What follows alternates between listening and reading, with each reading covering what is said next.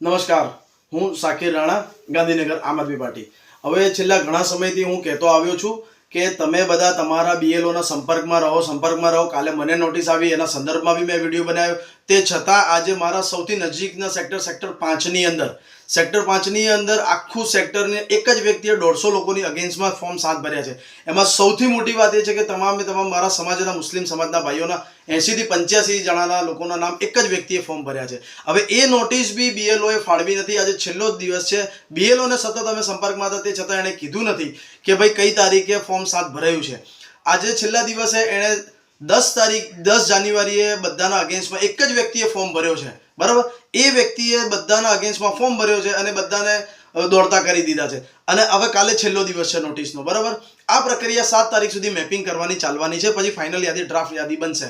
તો હું સતત બધાને કહેતો આવ્યો છું કે તમે બીએલઓનો સંપર્ક કરો. તમારા અગેન્સ્ટમાં કોઈ નામ ભર્યું છે, ફોર્મ 7 ભર્યું છે કે કેમ તે જાણ કરો. હવે સેક્ટર 5 ની અંદર જે 80 લોકો છે એમાં ડેપ્યુટી સેક્રેટરી, સરકારના તમામ મોટા હોદ્દાના અધિકારીઓના બધા રહે છે ત્યાં. એમાં ડેપ્યુટી સેક્રેટરી, પછી સેક્રેટરી, પછી શું કહેવાય પ્રાંત અધિકારી, કલેક્ટર, આ બધા રિટાયર્ડ કર્મચારીઓ જેમના પોતાના મકાન છે.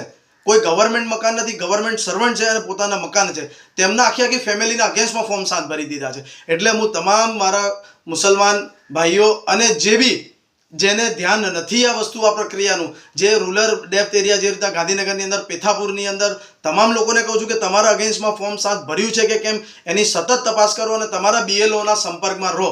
અને આવા વ્યક્તિઓની સામે કડક કાયદેસર કાર્યવાહી કરવાની માંગ સાથે અમે આગળ વધવાના છીએ.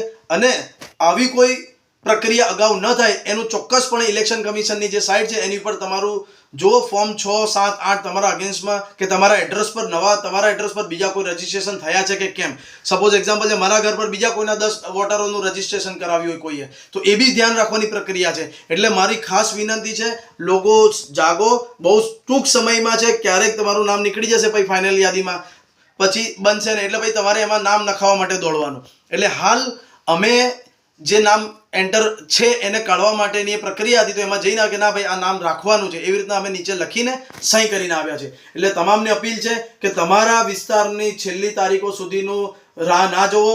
પ્રક્રિયા પૂર્ણ થવામાં ખૂબ ઓછો સમય છે. ફાઇનલ યાદી 31 તારીખ એટલે કાલના દિવસ સુધી જ કદાચ આ નોટિસ ફાળવશે. પછી ફાઇનલ નોટિસો ફાળવવાનું બંધ કરી દેશે અને 7 તારીખ સુધી આ મેપિંગની પ્રક્રિયા ચાલવાની છે. એટલે ખાસ આપ સૌને વિનંતી છે. જય હિન્દ, જય ગરીબ ગુજરાત.